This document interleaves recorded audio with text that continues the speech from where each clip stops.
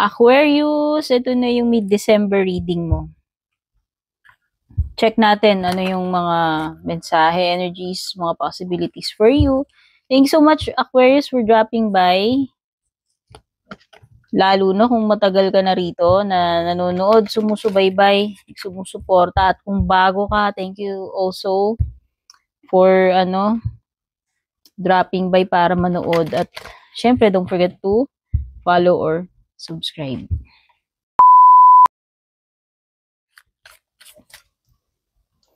So, ito ang setup ko ngayon. Para dun sa mga ayaw makita yung pagmumukha ko, yung ganitong setup. Ewan ko sa inyo. Wala akong pake, pero ito yung gusto kong setup ngayon. Kung di nyo type, then wag manood. Okay? Yun lang. At syempre, babatiin ko na kayo, Aquarius, bago tayo magkalimutan ng na Blessed Christmas and New Year sa inyo. Sa inyong mga Aquarians. So, balasahin muna natin and then huhugot tayo ng mga cards. 8 cards yung huhugutin ko rito.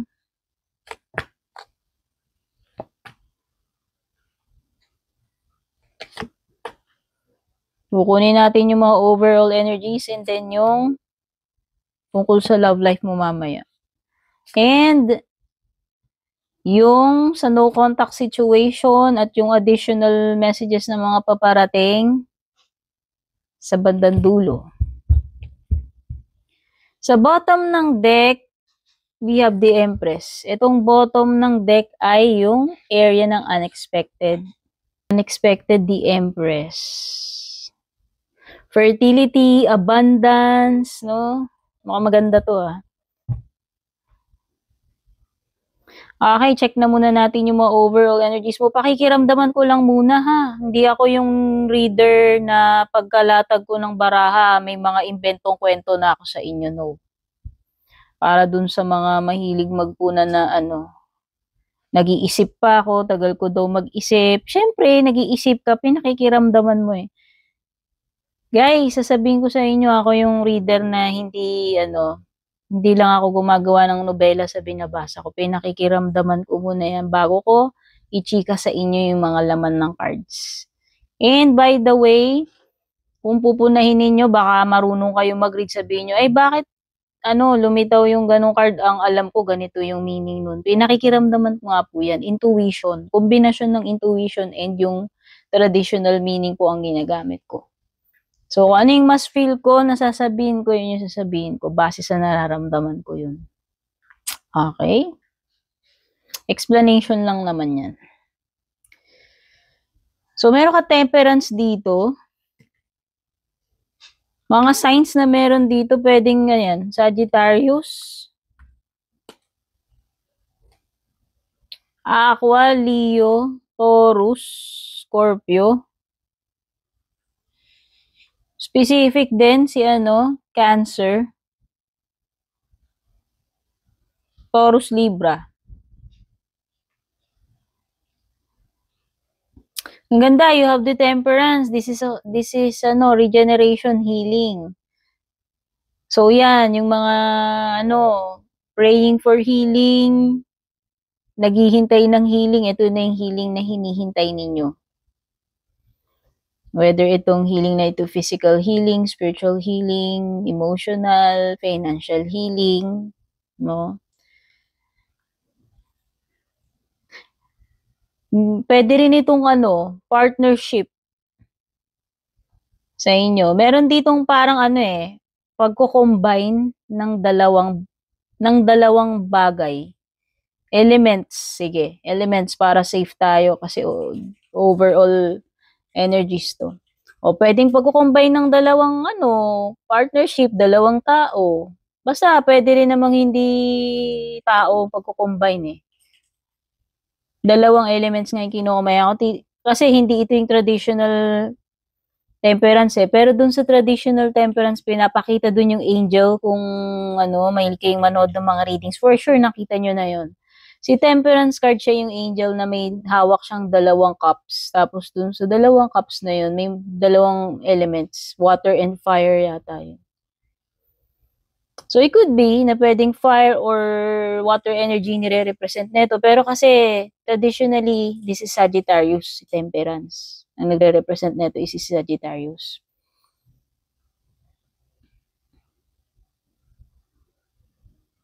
So, yun na nga, sinabi ko, merging ito eh. Pag ma-merge, pag-combine, partnership. So, whether itong partnership na to, that's going to take place is may kinalaman sa career mo, sa business, or sa connections, romantic, no? Meron dalawang pagsasamahin eh. Okay?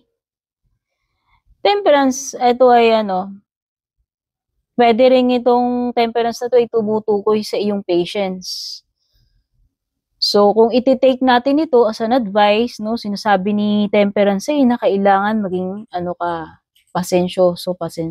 pasensyosa. Kakabulol. Oo.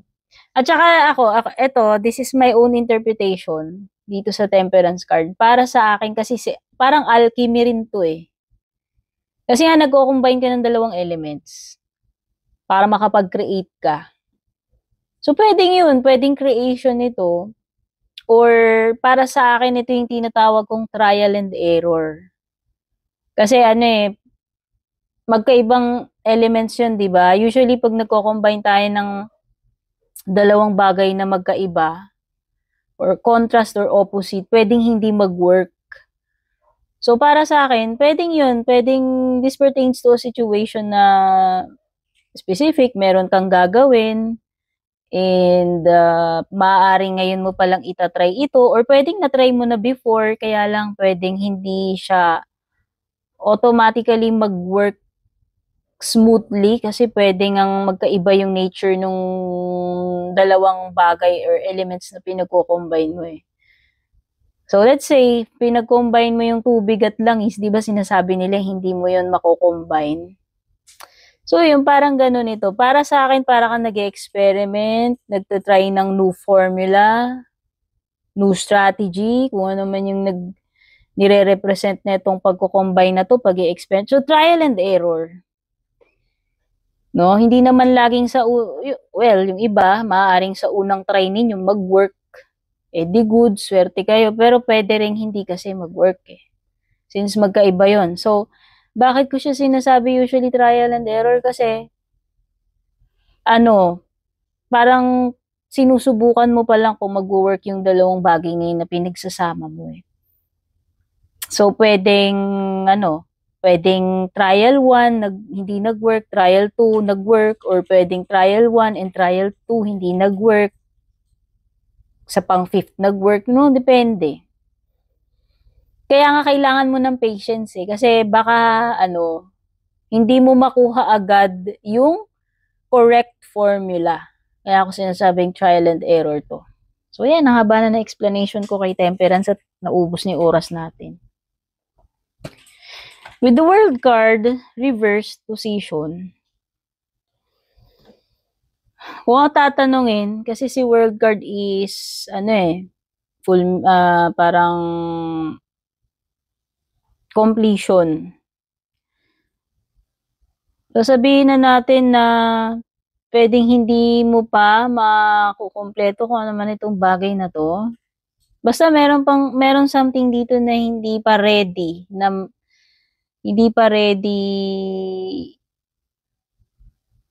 na ma-achieve.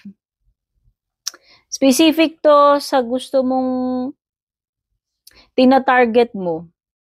O halimbawa, tina-target mo bago matapos itong taon, dapat makumpleto ko na to, marating ko na yung ganito, ma-achieve ko to, pero parang hindi pa eh.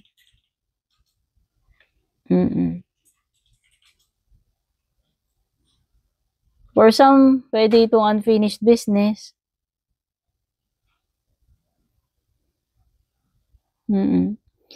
Para sa iba, pwedeng hindi pa makakapag-start. Oo. Moving dito sa Ten of Swords reversed. Rebuilding to eh. Somewhat related siya sa temperance, kung ako tatanungin. Pwedeng, kasi ang temperance is regeneration, tas ito rebuilding. Pag-mend, pagre-repair, pagbubuo uli. And temperance is about healing, regeneration. So, somewhat pareho yung meanings nila. Although, may additional message tayo dito with the Ten of Swords.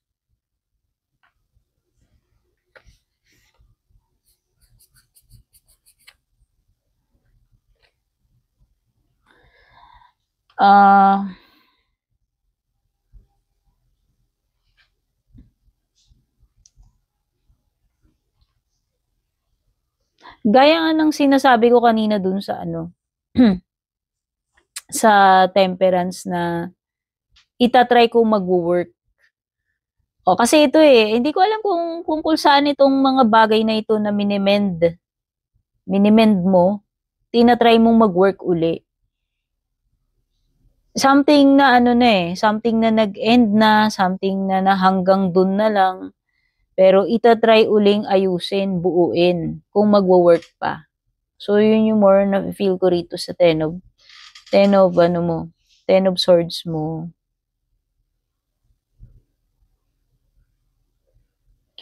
Or maybe this is an indication ng, kasi yung Ten of Swords upright is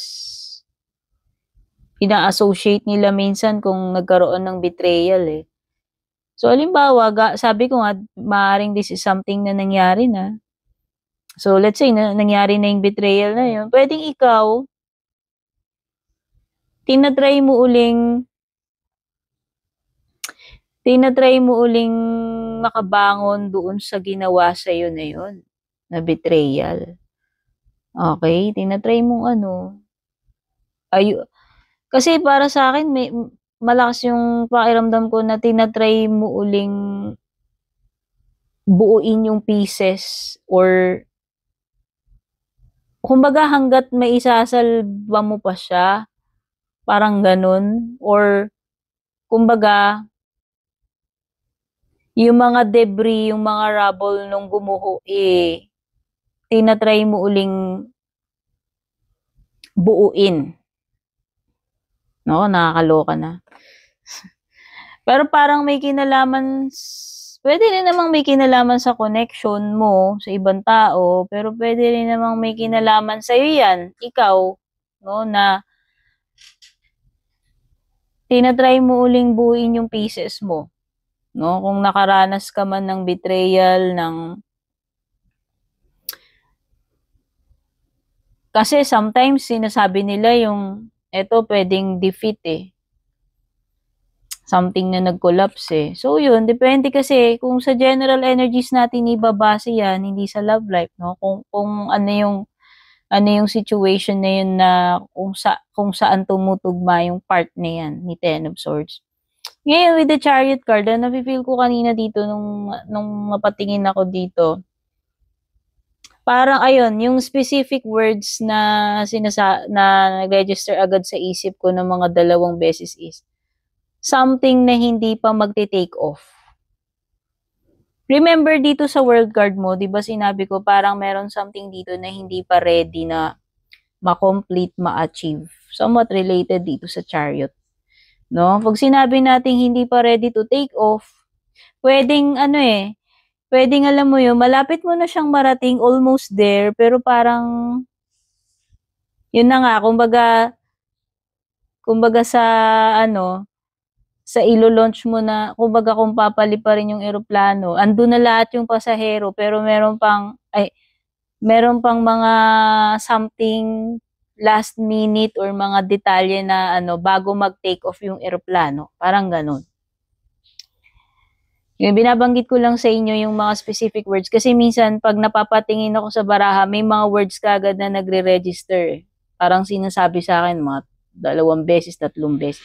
So, bago ko makalimutan yun, isinisingit ko na yun. Pwede kasi yun yung intuition ko yung sinasabi niya So, dahil baliktad tong Chariot na to, for sure, hindi ka pa Hindi mo pa marireach yung destination na yun eh, yung outcome na yun eh. Sabi ko nga eh, di ba meron pang something dito na hindi pa ready with the world card. So, feeling ko lang magka-relate din sila. So, specific, kung meron kang pupuntahan, kung gusto mo umalis, mag-abroad, baka hindi pa. Hindi pa ito yung timing. Or may mga sabi ko nga last minute, may mga kulang pa. Kumbaga parang almost there pero hindi pa talaga nakarating. Parang ganun eh. Malapit na eh. Kumbaga konti na lang eh. Meron lang mga final, kumbaga finishing or mga konting detalye na lang na kulang. No? So ngayon naman, dito sa area ng unexpected mo yung Empress, diba sinabi ko dito parang alchemy, creation, sinabi ko kanina sa temperance yun. Eh, ang Empress is parang ganun din eh. Pwedeng yung creativity mo to, na umaapaw. Or meron ka talagang makikreate, no? Actually, meron kang i-give birth dito. O yan, sabi nila birthing, motherhood, pregnancy. Pero ina-associate din nila ito sa abundance, no? Pero ang nafe-feel ko is meron kang something na ano eh na maiimbento, makikreate with the Empress card. Yun yung more nafe-feel ko sa intuition ko. Kasi meron kang something na ano eh o baka maglo-launch ka ng business or ewan ko, something related sa creativity na ano. Kumbaga yun, parang ito yung parang pinaka-result or produkto ng creativity mo. Okay? Yan. So, move na tayo sa love life. Ouch! Kung nag-expect ka ng balikan, reconciliation mukhang wala. Kung nag-expect kayo ng matutuloy ba yung kasal, for now ha, for now, ngayon natin to binabasa. Ang energies pwede magbago, wala. I hope walang pag-atras sa kasal kung ito ay naihanda nyo na, naiset nyo na. Baka kasi may pagbabago ng isip eh.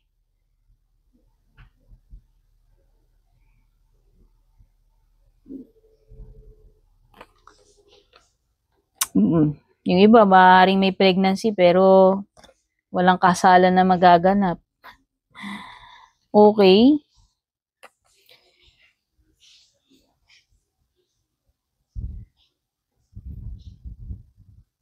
Ito, person na to refuses to communicate. Or pwedeng this person is not interested at all.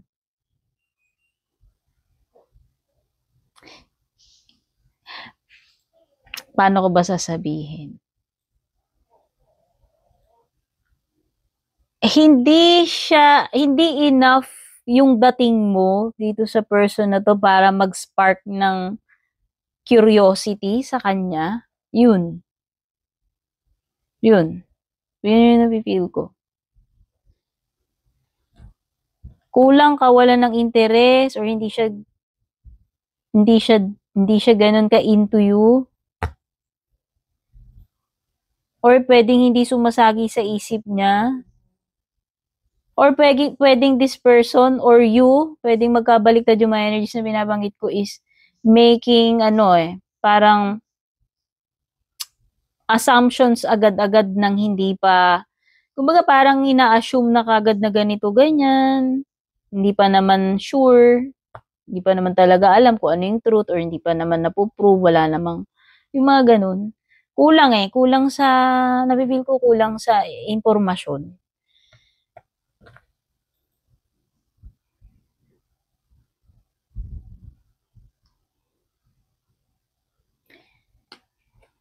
Yung iba kung gusto ninyong may mangyari, pwedeng hindi matuloy. So, yun na nga, sabi ko. kanina, kung meron kayong gusto mangyari dito sa 4 of Wands reversed, pwedeng hindi matuloy. Okay? Sometimes, sina-associate nila tong 4 of Wands with, pagpapakasal, engagement. Pero pwede rin namang hindi. So, kung may mga ganun, pwedeng iba. Ito, very specific message lang. So, sa mga iba lang na pwedeng kung nakatakda na kayong ikasal, no? Engagement, pwedeng baka hindi matuloy. Kasi meron something dito na pwedeng hindi, hindi matuloy yung union eh.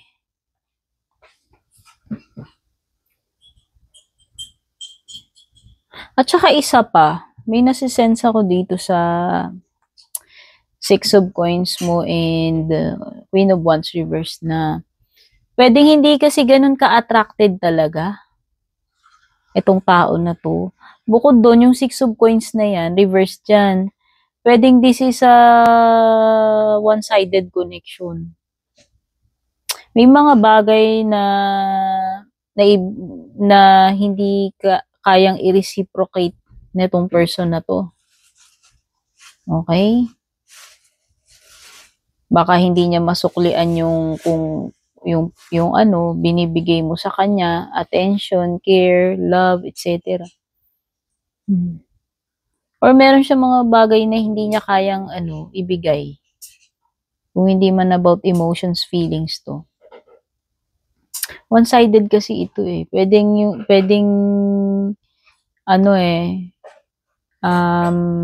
yung isa kaya niya mag-commit, pero yung isa hindi kaya mag-commit, no? Merong hindi maibabalik with the 6 of Coins reversed. And not enough passion, attraction with the Queen of Wands reversed. Ito rin kasing si Queen of Wands reversed is talagang sign din ng insecurity ito. Ito rin hindi pagiging secure dito eh. Ibig sabihin, hindi ganun katibay talaga yung pundasyon nitong connection na to eh. I think this is something na hindi maglalast. Madaling huhupa yung passion dito. Okay? Baka talagang hindi talaga attracted, hindi talaga kagaya ng sinasabi ko kanina, hindi talaga sapat yung hindi talaga ganun ka-interesado. Meron something dito sa Page of Swords kanina na sinabi ko na hindi enough para maging curious, interesado itong person na to eh.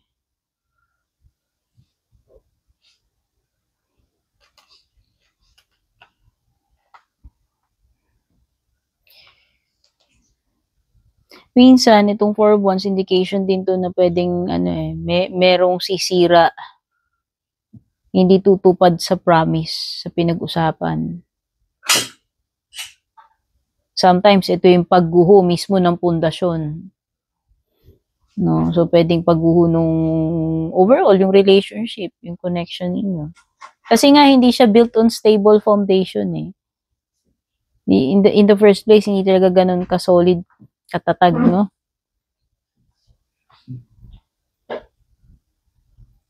So, don't expect na kung ano man yung gini-give out mo, ibigay mo rito is mapapantayan or may ibabalik na itong person na to sa'yo. Yun lang yung nasisense ko dyan. Now, punta na tayo sa no contact situation. Ano yung mga iniisip, feelings, or unspoken words nitong no contact situation mo.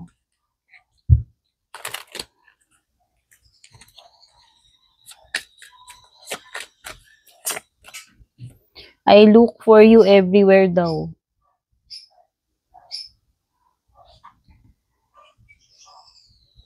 O kayo na nakakaalam yan. Hindi ko na alam yung mga word, na yan. I will wait for a sign from you. O baka ibang person to. Kung sino man yung no contact mo. Pwedeng iba eh. Etong person na naka-no contact mo, ito mukhang interesado siya sa'yo. Pero itong kaninang katatapos lang pinag-usapan natin na love life mo, parang ito yung tagilid. Naghihintay ng signal sign from you itong contact mo. Nag-aabang ng signs, naghahanap ng signs from you. I don't react when people mention you daw. Kunwari deadma. I want to be more than friends. Uy! Oh, ayaw niya ng platonic lang. Aquarius, gusto niya may mangyari sa inyo more than friends. Okay. Kuha pa tayo ng additional messages. Ano pa ibang paparating sa'yo? Gamit itong ating fortune cards. Oh, cracked cup. Dissatisfaction with life. Oh, kasi nga, yung pagdating dun sa love life mo, hindi okay. Or pwedeng sa ibang areas ng buhay mo, pwedeng hindi ka ganun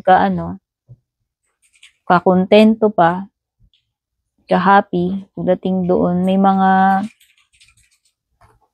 bagay siguro na gusto mong ma-achieve pero hindi mo pa ma-achieve. Yun nga yung nafe-feel ko kanina sa world card. Someone is trying to come between you and a friend and something you want. Ito yung blockage, wedge, kalso. Ibig sabihin, may humaharang, may sagabal, no? Doon sa kung ano yung gusto mong mangyari. Spiritual guidance and protection from harm. You are guided and protected ng divine. Protected from negative forces beyond your control. Ayan, magka-relate ito. So, Aquarius, yan yung kabuuan ng reading mo for mid-December. Kung nagustuhan mo, nakarelate ka, nakatulong sa'yo, or na-entertain ka, don't forget to leave a like, a heart, a comment, or pa-share na rin. Blessed Christmas and New Year sa'yo. Godspeed, babush. And kung balak nyo pong mag-book or mag-inquire ng personal readings ko, basahin nyo lamang po itong nakasulat sa screen or yung nakalagay sa description.